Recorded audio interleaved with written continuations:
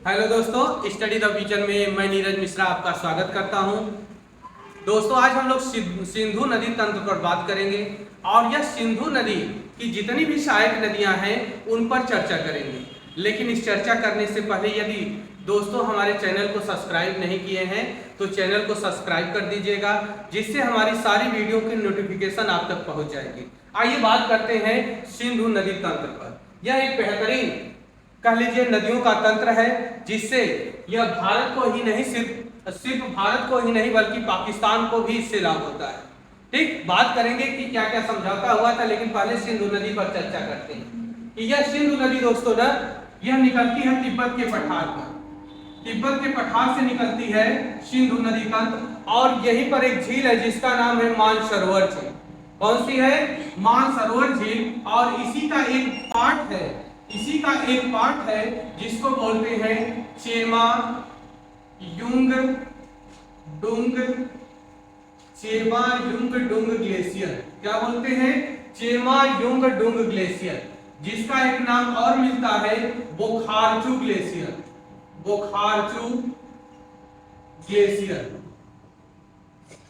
यह जो Chema Jung डुंग glacier है यह भी ग्लेशियर है और बोखारचू ग्लेशियर, इसी को बोखारचू ग्लेशियर के नाम से भी जाना जाता है।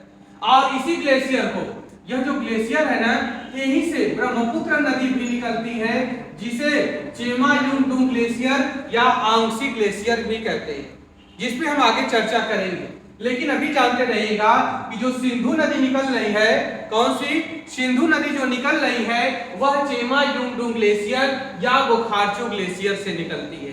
दोनों का नाम जानते रहिएगा, कभी कभी चेमा युंग डुंग ग्लेशियर देता है तो कभी बोखारचू ग्लेशियर देता है। ठीक, आइए आगे बढ़ते हैं। यानी कि चेमा युंग डुंग ग्लेशियर या बोखारचू ग्लेशियर या तिब्बत के पठार से निकलने वाली नदी है आपकी सिंधु नदी। कौन सी नदी है? सिंधु नदी। और दोस्तों सबसे बड़ी बात है ना, सिंधु नदी के साथ साथ दो अन्य नदियां कौन कौन सी दो अन्य नदियां? सिंधु, सतलज और ब्रह्मपुत्र। यह भारत की पूर्ववर्ती नदी मानी जाती है। कैसे मानी जाती है उस पर हम आगे चर्चा करेंगे, लेकिन अभी जानते रहिएगा कि तीन भारत की पूर्ववर्ती नदियां मानी जाती हैं, सिंधु, सतलज और ब्रह्मपुत्र, जिसमें से हम सिंधु पर चर्चा कर रहे हैं और इसी क्रम में हम सतलज पे भी चर्चा करेंगे, लेकिन आगे बात करेंगे। आइए, सिंधु नदी कहां से निकल रही है? चेमा युंग डुंग ग्लेशियर या बोखारचू ग्लेशियर से। अब ये यहां से निकलने के पश्चात एक भारत में स्थान है लद्दाख वाले इलाके में, जिसका नाम है दमचौक। क्या नाम है? दमचौक। और इस दमचौक नामक स्थान पर, क्या नाम है? दमचौक नामक स्थान पर ही यह भारत में प्रवेश करती है। दमचौक नामक स्थान पर ही यह भारत में प्रवेश करती है। कौन सी नदी? सिंधु नदी। और यह आगे बढ़ती है। सबसे बड़ी बात है कि लद्दाख और जास्कर, काराकोरम पर्वत श्रेणी, लद्दाख पर्वत श्रेणी और जास्कर पर्वत श्रेणी, यानी कि लद्दाख और जास्कर के बीच से यह सिंधु नदी आगे बढ़ती है और जास्कर पर स्थित है इसकी सबसे ऊंची चोटी, जिसका नाम है नंगा पर्वत। कौन सा पर्वत है? नंगा पर्वत। और इस नंगा पर्वत के ठीक उत्तर में एक स्थान है जिसका नाम है बुंजी। और इसी स्थान पर सिंधु नदी अपने सबसे गहरे गाज का निर्माण करती है और जिसका नाम है बुंजी गाज। इसे ही कहते हैं बुंजी गाज। क्या बोलते हैं? बुंजी गाज। और इसका निर्माण कौन करती है? सिंधु नदी। और इस गाज का निर्माण, यानी इस गड्ढे का निर्माण करने के पश्चात यह आगे बढ़ती है और एक स्थान पड़ता है, भारत का लास्ट छोर है, जिसका नाम है चिल्लास। क्या नाम है? चिल्लास। और इस चिल्लास नामक स्थान से यह भारत को छोड़ देती है और कुछ दूर तक हिंदुकुश पर्वत की श्रृंखलाओं में चलती है और स्थान एक आता है जिसका नाम है अटक। क्या नाम है? अटक। और इस अटक नामक स्थान से यह कहां प्रवेश करती है? मैदानी क्षेत्रों में। मैदानी क्षेत्रों में सिंधु नदी कहां से प्रवेश करती है पाकिस्तान में? तो यह अटक नामक स्थान से प्रवेश करती है, यानी कि मैदान में दिखाई देने लगती है।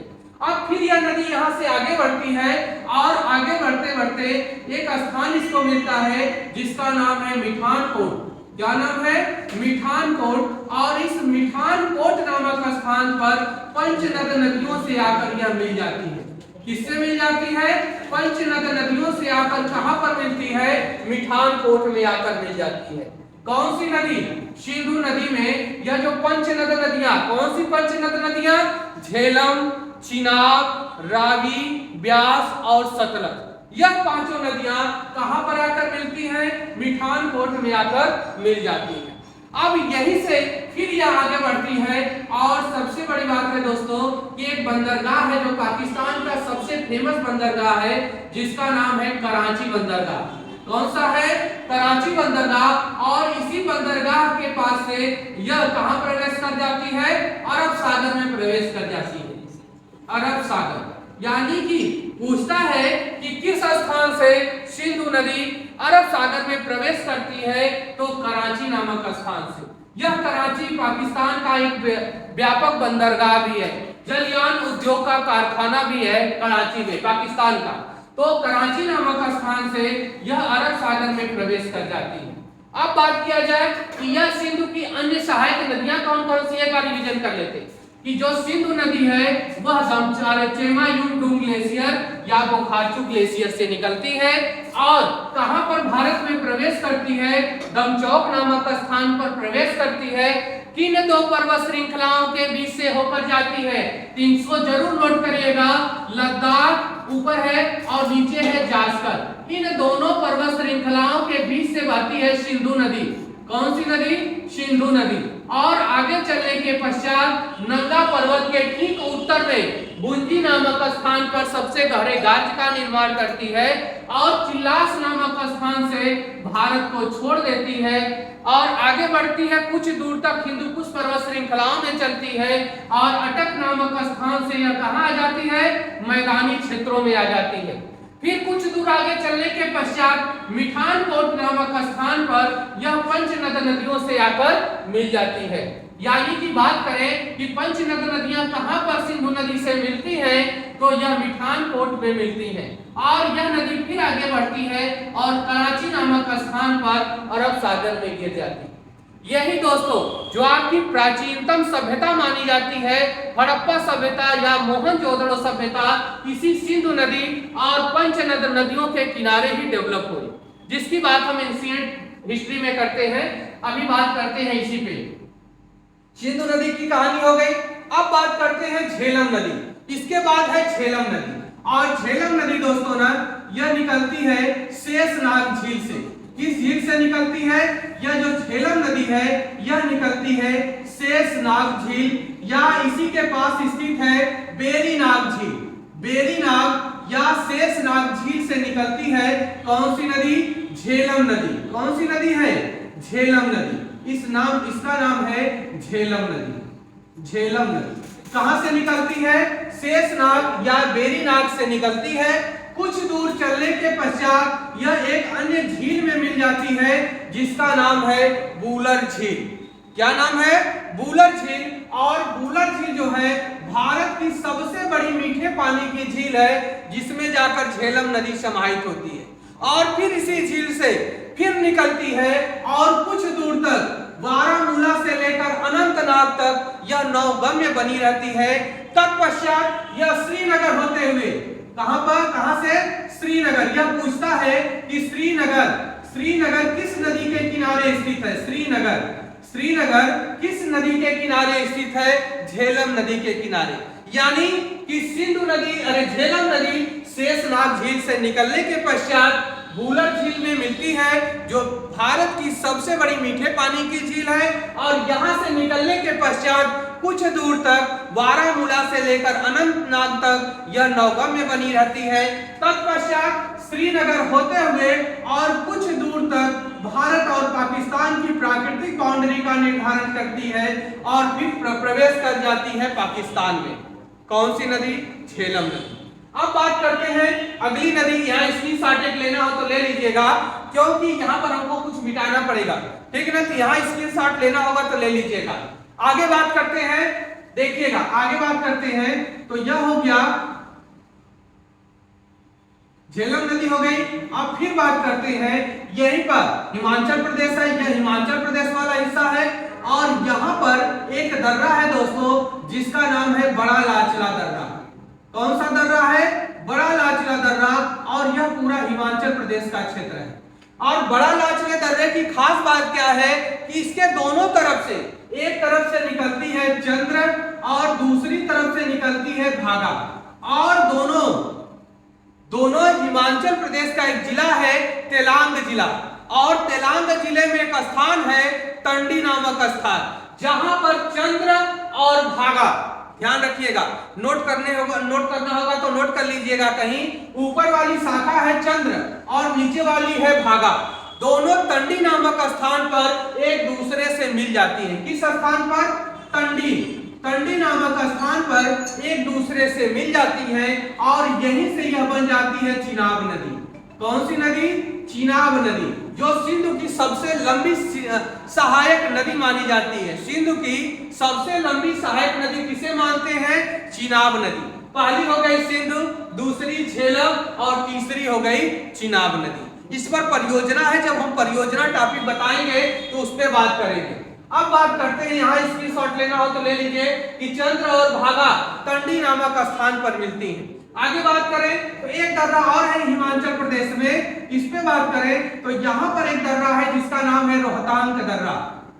रोहतांग दर्रा। और इसकी खास बात क्या है कि रोहतांग दर्रा भी जोड़ता है, किसको जोड़ता है? मनाली को लेह से जोड़ता है। मनाली को लेह से जोड़ता है। और सबसे बड़ी बात है दोस्तों कि जो भारत की सबसे बड़ी सुरंग, अटल सुरंग है, इसी दर्रे में स्थित है। किस दर्रे में? रोहतांग दर्रे में स्थित है। और इसके उत्तर की तरफ से निकलती है रावी नदी। और किस राज्य से निकलती है? तो यह हिमाचल प्रदेश से निकलती है। कौन सी नदी? रावी नदी। अब बात करें तो इसी के ठीक दक्षिण में स्थित है ब्यास कुंड। इसी के ठीक दक्षिण में है ब्यास कुंड और जहां से निकलती है ब्यास नदी। आगे बात करें तो यहीं पर हम लोग बात किए थे ना, अब इसको हटा दें थोड़ा सा। यही तिब्बत के पठार पर मानसरोवर के पास का जो यह भाग है, इसको कहते हैं राकस्तान। क्या बोलते हैं? राकस्तान बोलते हैं। और इसी राकस्तान से आपकी निकलती है सतलज नदी। कौन सी नदी निकलती है? सतलज नदी निकलती है। और यह सिपकिला दर्रे से, किस दर्रे से? यह पूछता है कि सतलज नदी, कौन सी नदी? सतलज नदी किस दर्रे से भारत में प्रवेश करती है? सिपकिला दर्रे से। किस दर्रे से? सिपकिला दर्रे से भारत में प्रवेश करती है। कहां से निकलती है? राकस्तान से निकलती है। किस राज्य में प्रवेश करती है? तो यह हिमाचल प्रदेश का दर्रा है। कहां का है? हिमाचल प्रदेश का दर्रा है। कौन सा? यह हिमाचल प्रदेश का दर्रा है। कौन सा? सिपकिला दर्रा। यानी कि राकस्तान से निकलने के पश्चात यह नदी, सतलज नदी, सिपकिला दर्रे से भारत में प्रवेश करती है और हिमाचल प्रदेश होते हुए यह जाती है कहां पर? आगे बढ़ती है और राजस्थान में, पंजाब में हरके नामक स्थान पर, कहां पर? हरके नामक स्थान पर यह ब्यास नदी से मिल जाती है और पुनः सतलज के नाम से आगे बढ़ती है और जाकर इस पंच नदियों में जाकर क्या होती है? मिल जाती है। यानी कि पांचवी नदी के रूप में जाकर मिल जाती है। अब यहीं से बनती है पंचनद नदियां। और यह सारी नदियां कहां पर? मिठानकोट में जाकर इस सिंधु नदी से मिल जाती हैं। यानी कि एक बार रिवीजन किया जाए तो आइए एक बार रिवीजन कर लेते हैं कि सिंधु नदी कहां से निकलती है? चेमा युंगडुंग ग्लेशियर या बोखारचू ग्लेशियर से निकलती है। कहां पर भारत में प्रवेश करती है? तो दमचौक नामक स्थान पर भारत में प्रवेश करती है। किन दो पर्वत श्रृंखलाओं के बीच से होकर जाती है? लद्दाख और जास्कर के बीच से होकर जाती है।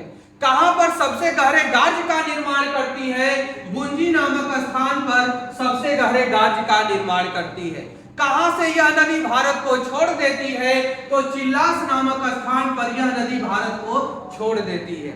कहां से सिंधु नदी मैदानी क्षेत्रों में प्रवेश करती है? तो अटक नामक स्थान से यह मैदानी क्षेत्रों में प्रवेश करती है। आगे बात करें तो कहां पर पंचनद नदियों से आकर मिलती है? मिठानकोट में आकर पंचनद नदियों से मिल जाती है। कहां पर यह नदी अरब सागर में प्रवेश करती है? कराची बंदरगाह के पास या कराची शहर के पास जाकर यह अरब सागर में प्रवेश करती है। इसकी कौन कौन सी पंचनद नदियां हैं तो झेलम, चिनाब, रावी, ब्यास, सतलज, यह पांचों को पंचनद के नाम से जानते हैं, जो किसकी सहायक है? सिंधु की सहायक है।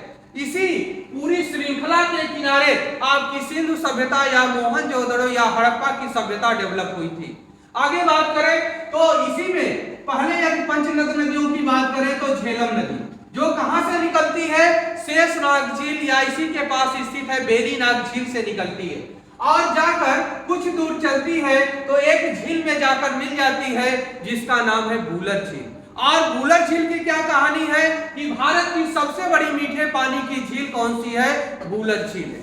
अब इस झील से पुनः निकलती है और श्रीनगर होते हुए यह भारत और पाकिस्तान की प्राकृतिक बाउंड्री का निर्धारण करते हुए पाकिस्तान में प्रवेश कर जाती है। कौन सी नदी? झेलम नदी। कौन सी नदी? झेलम नदी। कुछ दूर तक नौगम में भी रहती है। कहां से कहां तक? अनंतनाग से लेकर बारामूला जिले तक। आगे बात करें तो इसके बाद है चिनाब नदी। चिनाब की क्या खास बात है कि यह बड़ा लाचला दर्रे के दोनों तरफ से, एक तरफ से उत्तर की तरफ से चंद्र और दक्षिण की तरफ से भागा निकलती है और हिमाचल प्रदेश का एक जिला है तेलांग जिला और उसी जिले के पास स्थित है टंडी नामक एक स्थान है जहां पर चंद्र और भागा दोनों नदियां मिलती हैं और यहीं से बन जाती है चिनाब नदी। क्या बन जाती है? चिनाब नदी। फिर आते हैं रोहतांग दर्रे के पास और रोहतांग दर्रे की हम लोग खास बात किए थे कि रोहतांग दर्रे में ही भारत की सबसे बड़ी सुरंग अटल सुरंग स्थित है जिसकी कुल लंबाई लगभग मानी जाती है 9.2 किलोमीटर मानी जाती है। क्या मानी जाती है? 9.2 किलोमीटर मानी जाती है जो भारत की सबसे लंबी सुरंग है। और इसी के उत्तर की तरफ से निकलती है रावी नदी और दक्षिण की तरफ से निकलती है ब्यास कुंड है। दक्षिण की तरफ स्थित है ब्यास कुंड जहां से निकलती है ब्यास नदी। आगे बात करें तो यह जो मानसरोवर है इसका दक्षिणी पार्ट राकसताल कहलाता है। क्या कहलाता है? राकसताल कहलाता है और इसी राकसताल से एक नदी निकलती है जिस नदी का नाम है सतलज नदी। क्या नाम है? सतलज नदी। और यह भारत में किस दर्रे से प्रवेश करती है? तो यह है सिपकिला दर्रा। कौन सा दर्रा है? सिपकिला दर्रा। और इसी दर्रे से भारत में प्रवेश करती है और हरिके नामक स्थान पर जाकर ब्यास नदी से मिल जाती है और यहीं से सतलज और आगे बढ़ती है और जाकर इन चारों नदियों में मिल जाती है और यह पांचवी नदी है जो पंचनद नदियों के साथ बहती है और मिठानकोट में जाकर क्या होती है? सिंधु नदी से मिल जाती है। यह सिंधु नदी की कहानी थी। सिंधु नदी और उसकी जो सहायक पंचनद नदियां हैं इसकी ये कहानी थी।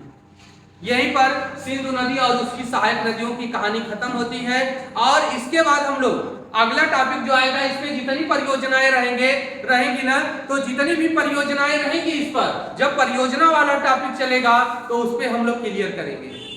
अभी सिंधु वाला टॉपिक यहीं पर समाप्त होता है। इसके बाद हम गंगा वाला टॉपिक शुरू करेंगे कि गंगा की उत्पत्ति कैसे हुई। ठीक दोस्तों, यह सिंधु नदी वाला चैप्टर हमने समाप्त कर दिया। अगर दोस्तों इसमें से कहीं से कोई डाउट हो तो आप हमको कमेंट बॉक्स में लिखकर भेज सकते हैं। और यदि दोस्तों यह वीडियो पसंद आ रहा है तो इसको जिन दोस्तों की आपकी जितनी जरूरत है मतलब जो इस टॉपिक से रिलेटेड है यानी जिनको ज्योग्राफी पढ़ने में इंटरेस्ट है उनको आप ज्यादा से ज्यादा शेयर करने का प्रयास करिए कि यह और इस टॉपिक पे यह बताएं कि उनको क्या चीज समझ में नहीं आ रही है।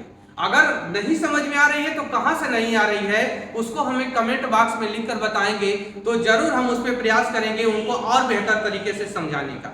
धन्यवाद।